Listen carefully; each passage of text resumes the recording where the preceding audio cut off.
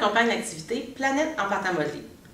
Quand on recherche des images des planètes dans le système solaire, on a souvent des images comme celle-ci, où c'est très beau parce qu'on voit la surface des planètes, mais c'est difficile de comparer les grosseurs, de savoir lesquelles sont vraiment plus grosses que les autres.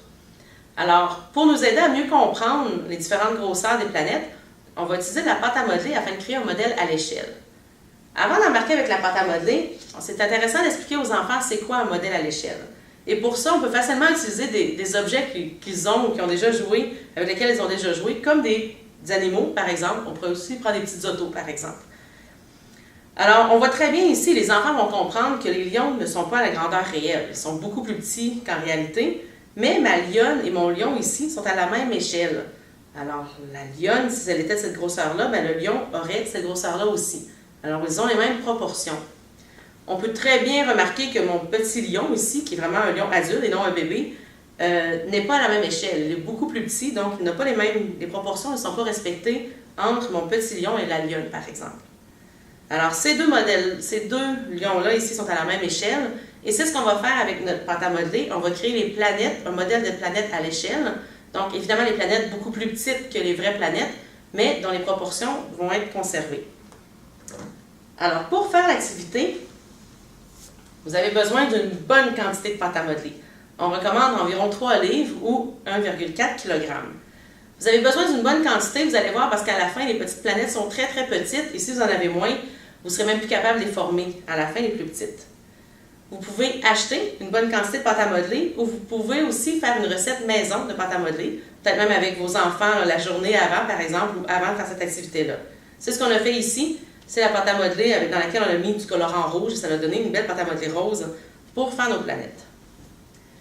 Vous allez aussi avoir besoin d'un couteau. Vous allez comprendre pourquoi dans quelques minutes. Donc un couteau en plastique fait très bien l'affaire. Des étiquettes pour identifier les différentes boules de pâte à modeler. Donc on a tout simplement mis le nom des planètes sur des bouts de papier. Vous allez avoir besoin des instructions pour savoir comment diviser votre grosse boule de pâte à modeler. Vous pouvez soit en imprimer une feuille par équipe afin de les faire travailler à leur propre rythme, ou tout simplement la lire en classe devant tout le groupe pour qu'ils puissent tous avancer au même rythme que vous. Et si vous voulez protéger votre surface de travail, vous pouvez toujours utiliser napperon, nappe ou un bout de papier ciré, peu importe. Alors, on prend notre pâte à modeler. Ici, ça représente le volume de toutes les planètes combinées. Alors, dans ça, on a toutes les planètes. Il faut maintenant savoir comment les séparer. Alors, en premier, on nous dit de diviser cette boule-là de 3 livres en 10 parties égales, à peu près. On pourrait facilement ici en faire des boules comme ça, d'en faire 10 environ égales, mais vous allez voir, c'est plus simple de faire un rouleau, surtout par la suite quand on va avoir des quantités plus petites de pâte à modeler. Alors j'en fais un rouleau et je vais couper environ mes 10 morceaux égaux. Alors je divise en deux, je vais commencer à travailler sur cette moitié-là et je redivise en 5 à peu près. 1, 2, 3, 4, 5. Donc des parties à peu près égales. Même chose de l'autre côté. 1, 2, 3, 4 et 5. Alors voici mes 10 parties.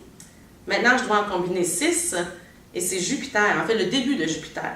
1, 2, 3, 4, 5, 6. Alors, vous voyez comment déjà Jupiter prend une bonne partie de notre pâte à modeler. Alors, je la fais en forme de boule à peu près pour Jupiter. Ensuite, j'ai 4 morceaux qu'il me reste. J'en prends 3 et c'est le début de Saturne. Alors, je les combine. J'en fais une boule et je mets ici sur Saturne. Avec la partie qu'il me reste, maintenant, je dois la diviser en 8 parties égales. Donc là, justement, c'est plus facile de faire un rouleau. Et je coupe en 8. Donc là, c'est assez simple. On divise en 2, encore en 2, et encore une fois en 2, pour avoir 8 parties égales environ. Une fois que j'ai mes 8 morceaux, j'en prends 3 et je les ajoute à Saturne. Je vais les mettre sur le dessus, je les combinerai après pour faire une belle sphère. J'en prends 2 et ça, je les combine pour former Neptune, que je viens de déposer à côté de mon étiquette de Neptune. J'en prends deux autres. Et cette fois-là, c'est Uranus. Vous allez voir, Uranus et Neptune ont des grosseurs similaires. Mais ils ne sont pas terminés. On va en rajouter un petit peu par la suite. Je reviens à ma partie.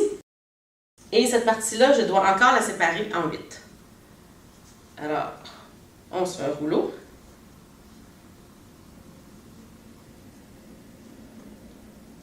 Je la divise en 8 encore une fois, en 2, encore en 2 et encore en 2. En 2 ici. Et voilà, j'ai mes 8 morceaux. Ensuite, on en prend 4. 2, 3, 4. Et je dois les ajouter à Saturne. Comme ça. J'en prends 2 et je les ajoute à Uranus. Ici. J'en prends une que j'ajoute à Jupiter. Ça ne fait pas une grosse différence sur le volume de Jupiter, mais bon, pour être plus précis, on la met là.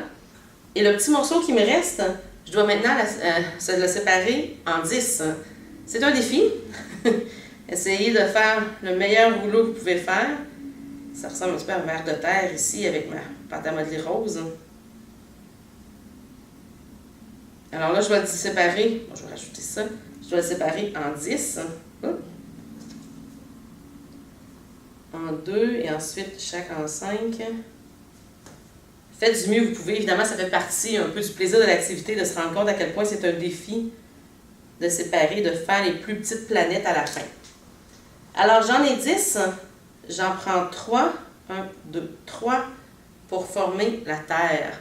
Et là, on se rend compte à quel point on est petit quand on réalise que la Terre, c'est ça, comparé à Jupiter, par exemple. Alors, je la mets ici. J'en prends 2. 1 et 2 pour faire Vénus, que je vais déposer ici. Ensuite, j'en prends 4. 1, 2, 3, 4, que je vais rajouter à Neptune. Donc, un petit morceau de plus sur Neptune. Il me reste ça, que je dois maintenant séparer en 5. Alors, bonne chance. C'est toujours un petit peu difficile rendu là. À peu près, ça risque de coller sur mon couteau. 2, 3, 4 et 5. J'en prends 2 petites parties et je les rajoute à Vénus. Ça ne fait pas une grosse différence, mais quand même on les rajoute là. Je prends 2 autres et je forme la planète Mars. Donc vous voyez que Mars est quand même pas mal petite que la Terre aussi.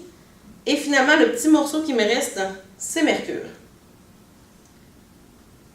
C'est sûr que c'est un modèle approximatif, mais ça nous donne quand même une bonne idée, surtout pour comparer les petites planètes avec les plus grosses. Alors à la fin, bon, je vais essayer de refaire une belle sphère avec Saturne.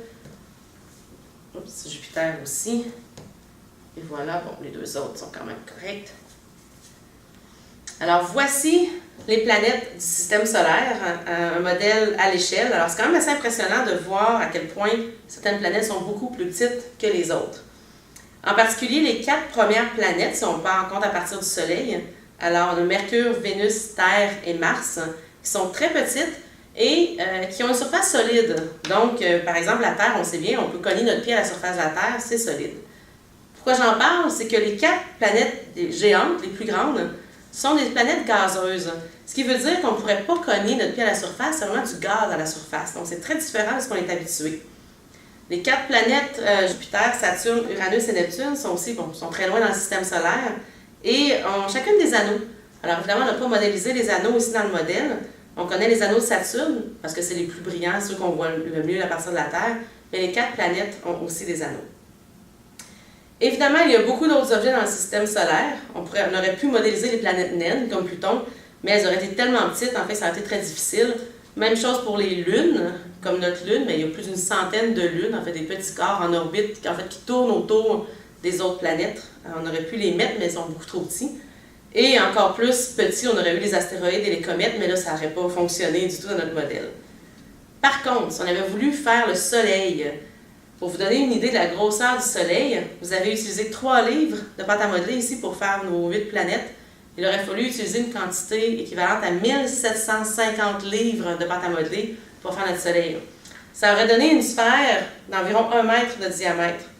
Donc, une grosse boule de pâte à modeler. C'est assez impressionnant parce que cette boule-là aurait eu un poids justement de 1750 livres, donc très très lourd. Et vous pouvez imaginer la petite planète Terre à côté de la grosse boule du Soleil. C'est quand même assez impressionnant. Alors, dans le guide, vous avez une photo qui montre, un dessin en fait, qui montre les images des planètes, un peu les grosseurs. Mais je recommande vraiment de faire l'activité parce qu'en les faisant directement, en les manipulant, on se rend compte à quel point certaines planètes comme Jupiter sont beaucoup plus grosses que les autres.